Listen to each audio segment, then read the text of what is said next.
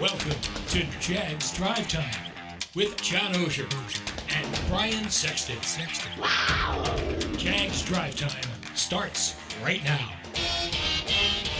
Good morning from TIAA Bank Field in Jacksonville. It's time for Jags Drive Time. Brian Sexton along with John Oehser. After a week away in Indianapolis, we are back in Jax. And about the time we got done talking about this show yesterday, news broke that we were anticipating but weren't quite sure when was going to happen. So let's lead with that today, John. And that is the news that Calvin Ridley was reinstated by the National Football League. And he issued this statement for everybody. And it's just kind of what we thought it would be. He can't wait to get here. He wants to show everybody what kind of person and player he is. And that the mistake of the past, the gambling, is over and done with. Sounds like he's as motivated to be here as his future teammates and coaches and the Jaguars fan base is to have him here. Yeah, there was a lot of angst over this in the last few weeks. I got a ton of emails talking about every day that goes by, I'm more and more nervous. It's always hard to predict the timing of these things with the commissioner's office because it is a story that usually does not have very many sources leaking, if you follow me. Sure. Because it is confined to the commissioner's office. So if Goodell doesn't tell people what he's planning to do, then the Rappaports and the Schefters of the world don't really get, hey, expect this on a certain date. They get the news first usually, but there's not a lot of, hey, the word is it will come down X date. It made sense. I believed it would be before the start of the new league year, after the combine, once they get back in town, all that. So never really anything to worry about on this. In terms of what he brings, in terms of how I expect him to approach it, this is a case, Brian, where it seems like maybe social media was a real positive in the sense that every time you saw Calvin Ridley talking on social media from the time that trade happened, it was Jaguars positive during the playoff run. You have heard different things about the kind of shape he's in. So I think Jaguars fans paying attention are right to be excited, not only about the talent, but about the approach of the player, and I'm assuming we'll find out more coming days and weeks. Yeah, and the Jaguars knew to some degree that he was going to be reinstated, or they wouldn't have made the deal. Right, they just didn't know the timing. I had a long-time scouting buddy tell me, hey, look, nobody makes the deal and gives up draft picks for a player if the league says, we're not sure about this. Right. But you're right. Timing was the variable there. When would he get back? It became clear the reason it would be before the start of the new league year. There was no reason to push it back. You were either going to let him in or you weren't. Because generally speaking, people think of the league as this dark figure that is mean. On something like this, the league wants success stories. You bet. So they were not going to further punish the player or the team by dragging this out. If you drag it into April, 30th, say, well, then the team doesn't know how to, what's going on with the draft. If you push past free agency, then the team, it's fair to the team if you're going to let the player back, right, to let him back so that you can do proper business, especially when it's been a year that he's been suspended. Punishment served. Let's see what happens next. Well, shortly after they traded for him, and we'll get on to big things momentarily, shortly after they traded for him, there were all sorts of players in the locker room who knew him. They worked out with him pre-draft. They knew him from South Florida. Yeah, Christian Kirk knows him really well. Not the least among them is Christian Kirk. And Kirk is such a solid guy that when he speaks, it's hard not to take him completely at face value. And he said he's a good guy who made a mistake. Yeah, and I talked to Christian briefly about him. I was not around Cam Robinson when he talked about him. My understanding is him and Cam are tight or know each other well from Alabama. My understanding is Cam spoke very highly of him as well. I don't want to put words in Cam's mouth that wasn't there, but that's my understanding. Everything you've heard, Bucky Brooks, our Jaguars media analyst, also has connections with Ridley and knows his people well. Everybody speaks very highly of his preparation, character, etc. Made a mistake, has paid for it. See what happens next. All right, let's roll into big things, and it all comes from last week at the Combine, where the topic was Doug and Trent, and Charles Davis stopped by your show last week, Drive Time, from Indianapolis, to share his thoughts on year one with the two gentlemen working together.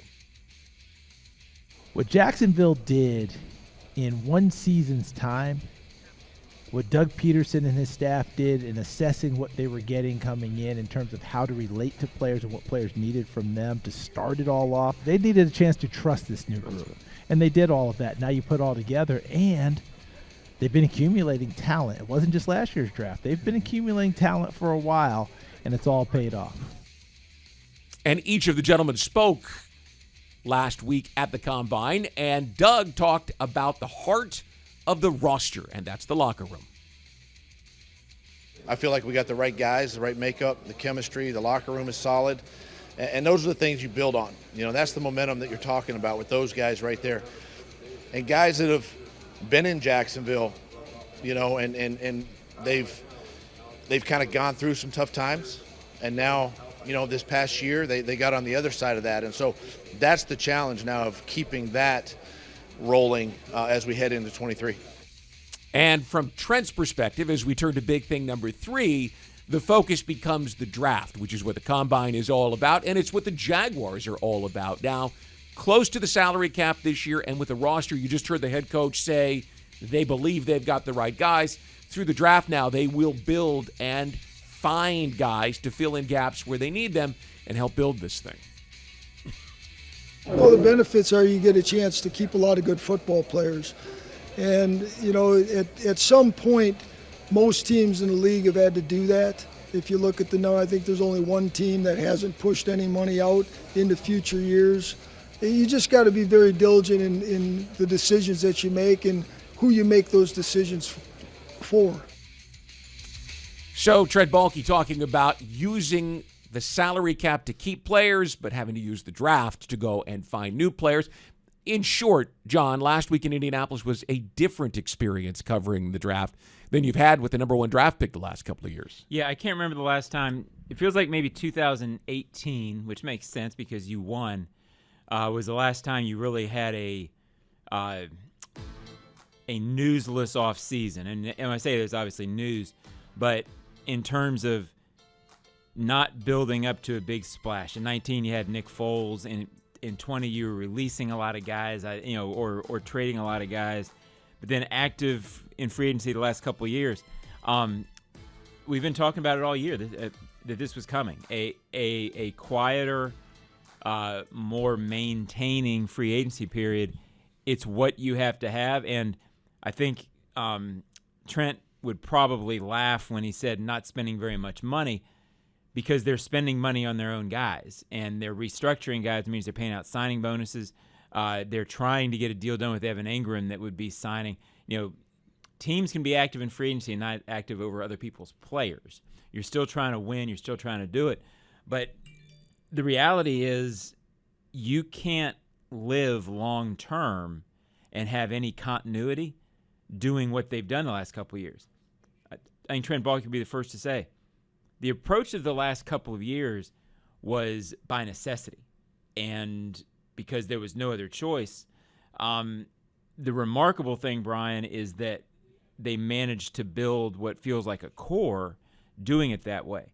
That's very rare, but you've got to pull off of that and get into what they're doing now. Hey, we should touch on the fact that it was reported last week that the Jaguars were going to be willing to use the franchise tag on Evan Engram. In fact, Trent Baalke said that at his season-ending press conference in January. And today, we know that they're going to apply the tag. It's the deadline, but it's not the deadline to get a deal done, a long-term, cap-friendly deal. They've got plenty of time to get that done. July 15th is the deadline for that. Yeah, you wonder, and they understandably don't talk about this publicly, if you get a long-term deal done with Evan Engram, then you can bring that initial cap figure way down from the $11 million. I don't know exactly where it helps you if you want to try to get Juwan Taylor done, which is why there's probably a concerted effort to get that done in the next week. Yeah, and then with Juwan Taylor, the cap figure, if they franchise him, would be 18. It doesn't feel like that's in the water to do. But if you get a long-term deal done, it's very possible you get both cap figures low enough in the initial and then start pushing stuff out. There's going to be decisions down the road based on these things, but for right now, I think they're in good shape. It's just a matter of can they make the Juwan Taylor deal get done.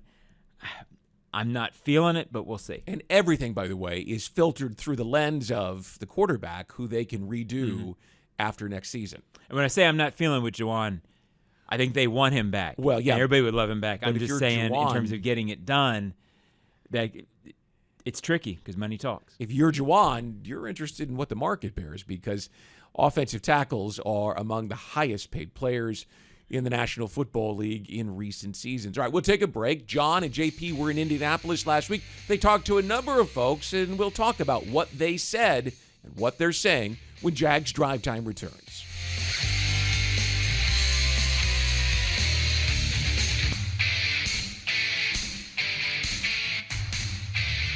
He can be better, and that's the challenge that we'll have for him when he gets back in April, and I know that'll be the challenge that he'll put on himself to play and be a better version of himself moving forward.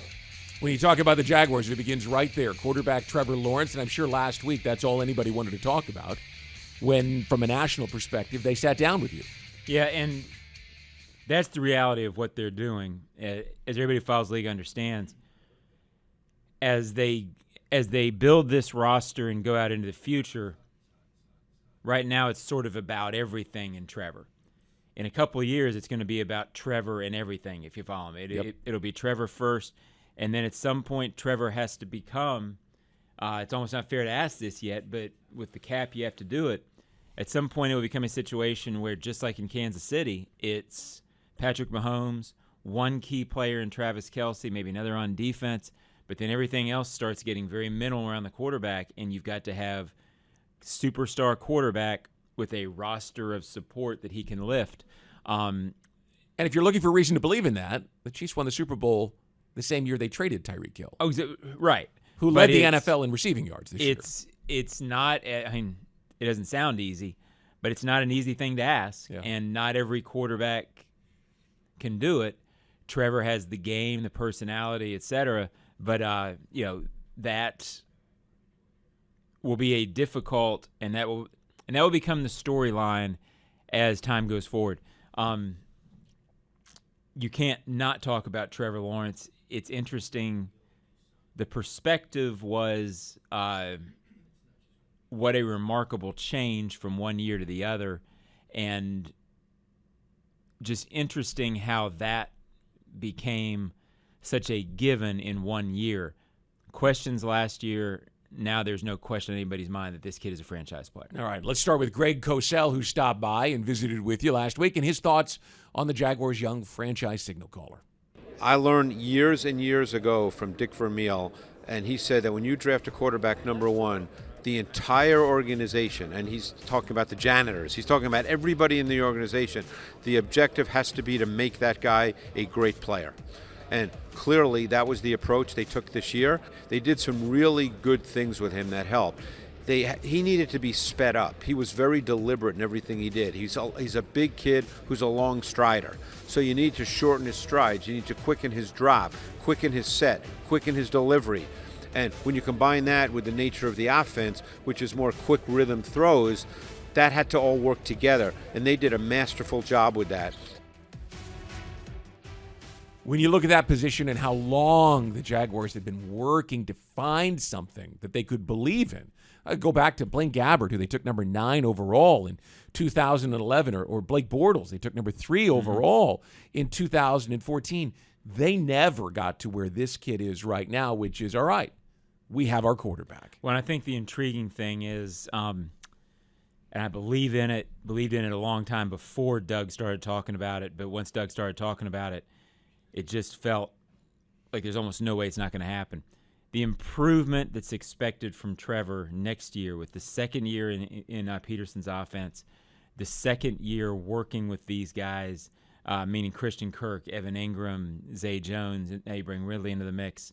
I think next year we have a chance to have a very good gauge over what he will really be. Right now we think he's going to be great. We think we know what it looks like.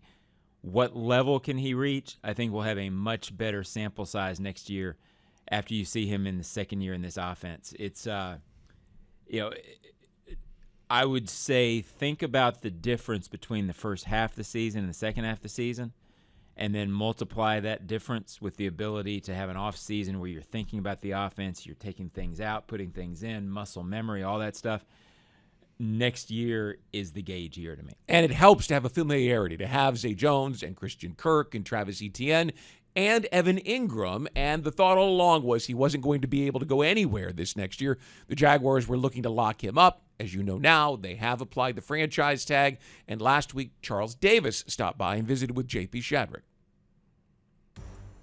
All things being equal, why would you want to be anywhere else? You just had the best year of your career. You have a young quarterback there. You got a coach and staff that believes in you. If you don't think this is the place to be, well, if someone comes with a crazy offer, I get all that. I don't deal with people's money. That's their issue.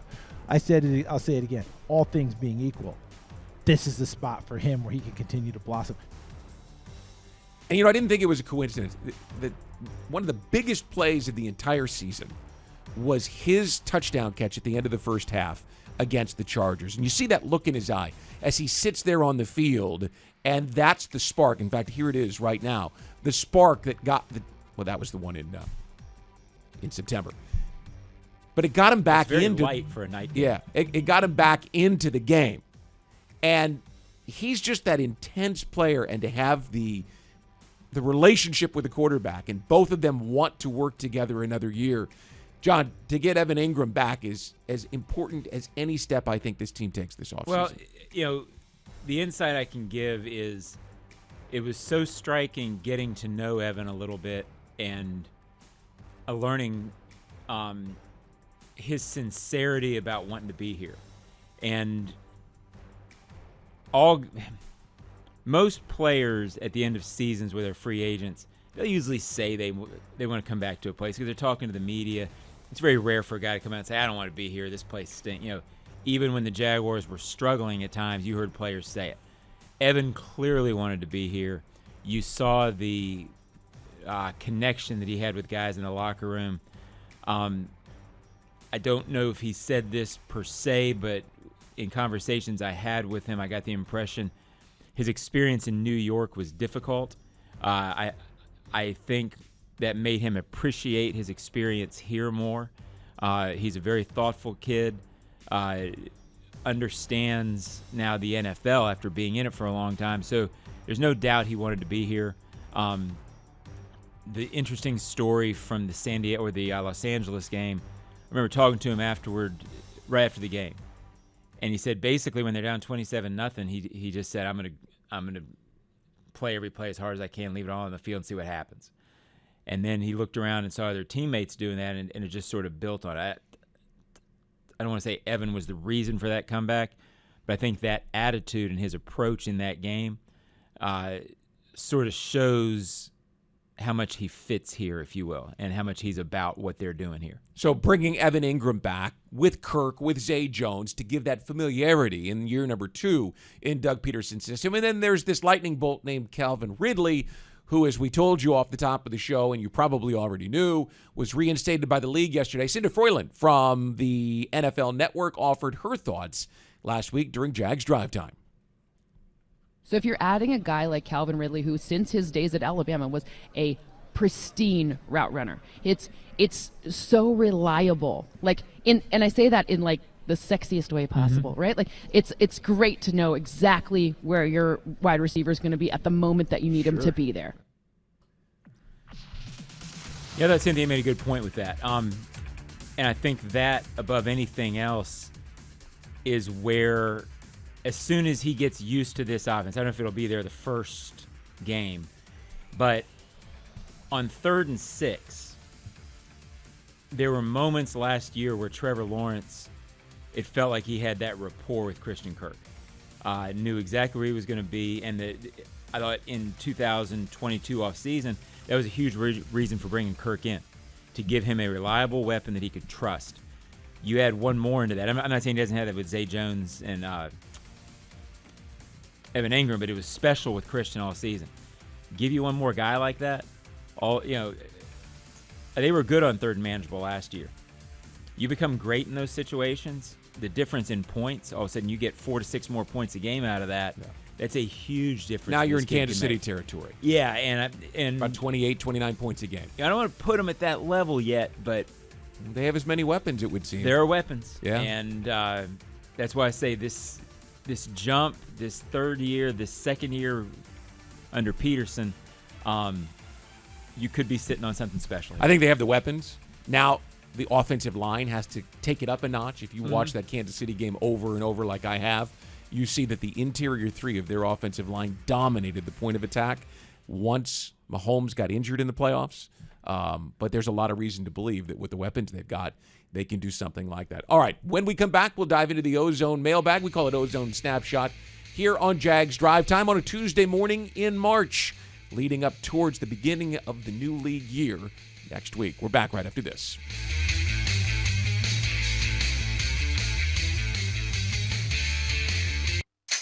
This broadcast is Ozone friendly. The Ozone. Welcome back to Jags Drive Time. Brian Sexton, John Oehser from TIAA Bank Field in Jacksonville. Time for the Ozone mailbag, and we'll go right to a question. Howard from Homestead, who wants to talk about Jawaan Taylor's contract and wondering if it wouldn't be the tougher one to negotiate and why they didn't use the salary cap and the franchise tag to help them with that. Yeah, and it's always tough because the details of these negotiations aren't something we're privy to. So you sort of assume certain things. The reason they don't use the tag on Jawaan Taylor is there's a big difference between $18.3 million and $11.3 million or $11 million, whatever Evan Engram's number is. That $7 million when you're trying to work it under the cap means a great deal. I think they want Jawaan Taylor back. I think realistically they knew that a tight end's contract and a tight end's cap number makes more sense in what they're trying to do. They love them both back, but you have to make a choice in these things, and the more palpable cap number was the $11 million. And just to underscore that, you mean it's more palpable in case they sign it and have to play under it, right? Because you can, if you could renegotiate Evan Engram and get him down from 11, great. But if you can't, and that seems to be one that's much easier to do. But if Jawaan Taylor hits a snag in his contract negotiations all the way up to July 15th, well, then all of a sudden you got to sit on 18.1. That's where it really becomes tricky. Also, a little bit of an element here of, you have Walker Little on the roster. Yeah, and that's why you drafted him. And so if you don't really have Evan Engram-like thing on the roster beyond that. You can draft it, but it's more unknown. So, by the way, there's never one factor that comes into play here, even though people always want cut and dry answers. And they're talking about keeping the core together, but you don't always get to do that. And at some point, the reason that you draft Walker Little is because you understand that you've got two tackles, one of whom you might not be able to keep. Right. That's what draft and develop is. Okay, Jawan's going to want $19 million a year. We've got to pay the quarterback. We've got Walker Little. He's going into year 3. It might not work that way this year, but you always have to have those jars on the shelf, guys that are ready to step in and play when you have to let free agents go. On to our second question, and this one from Box Cutter Bill. Sense a little sarcasm here. Does it look like we'll be getting at least one compensatory pick that all the fans have been clamoring for? I hope we use it to draft the punter of the future. I think what he's saying is don't let Jawaan Taylor go here. Who cares about a compensatory pick? Yeah, and it's sometimes hard to tell with Box Cutter Bill exactly what he's getting at. But that's my impression of it. Compensatory picks, for people who don't really know how it works, you will get a compensatory pick. Say you lose Jawaan Taylor and don't pursue any other free agents. Yeah. Then your compensatory formula is such that you probably get a pick at the end of the third round. Next year. 2024. Right. So it's become sort of a big deal. I think people associate compensatory picks with being a good team. My sense is it's a little more of a I don't know that you become a good team because of compensatory picks. I think good teams typically get compensatory picks, if you follow me. It helps with salary cap and roster management. Well, yeah, and you get them because you're performing well and you have drafted and developed well. Give me a choice. I've always thought the actual selection was a little overrated. And when I say that, I mean you're giving up Jawan Taylor. In this scenario, I don't know if they're going to give up Jawan Taylor, but say you give up Jawan Taylor and your reward is a third-round pick. Well, if you put both those on the table, I'm going to take Jawan Taylor. Because you know over what the he is. third-round pick Yeah. because I know what he is. Now, if you're really good drafting, you can turn that into something. But usually you get the third-round pick for a player who's been paid like a first-round guy. So let's just not do so much celebrating of compensatory picks. The reason they're good is it usually shows you have drafted well and have been in a position to allow players to leave. It's a result of being good. I don't know if it makes you good.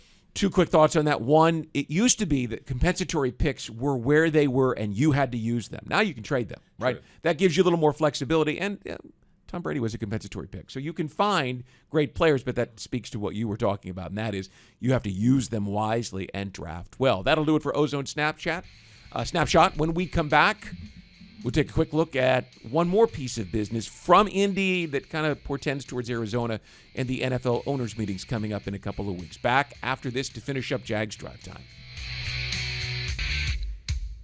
Well, you can move the freight with Magellan. You can also work there. They were voted the coolest office space in Jacksonville. Apply online at MagellanLogistics.com and sign on to help them move the freight. One final segment here on Jags Drive Time with Brian and John. Next week, start of the new league year. Week after, maybe 2 weeks after, owners' meetings in Arizona. And I thought it was an interesting conversation that you had on three key issues, and here they are coming up at the owners' meetings from the competition committee. That's the viability of that rugby-style scrum where you're pushing the quarterback from behind. The emergency quarterback, as we found out during that playoff game in between Buffalo and Miami, and of course San Francisco as well. And then the roughing review. These are three issues. Did you get any sense talking to people last week on where these are going to come out? Yeah, well, a little bit. The rugby style scrum is the Eagles' play where they push the quarterback. I'm surprised that it hasn't come to this already. It used to be you couldn't push from behind. Right. And then all of a sudden that rule went away one year, and I wasn't even aware that it had gone away, and all of a sudden you saw people doing it. I think the league will do something to prevent that because of the potential for injury. It's not as extreme as the onside kick with collision, but they don't like when you set up basically the way to stop a rugby-style scrum is to get a bunch of people on the other side and have high push. contact. Yeah. They won't like that for a safety issue more than anything else, I think. So I'd be surprised if that lasts much longer. The emergency quarterback, I think there's a big sentiment where, there was a little bit of complaining after that.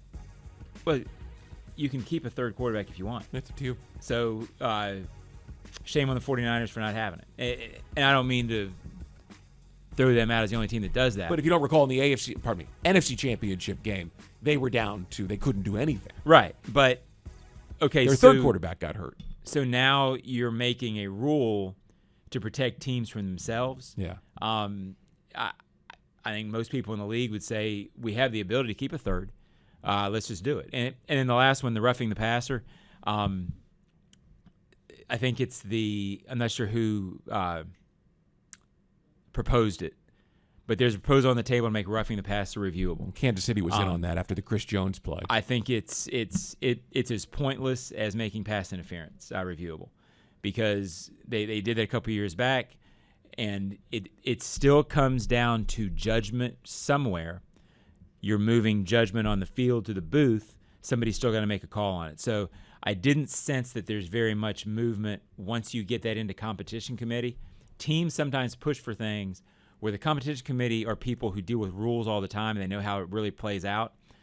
If you make that rule reviewable, meaning roughing the passer, you are not going to solve the controversy issues, and you're not any closer to actually getting it right, because you still have somebody in the booth trying to make a decision that's a judgment call. So I doubt that gets changed. Things to follow from the owners' meetings coming up at the tail end of March. That'll do it for Jags Drive Time on a Tuesday morning.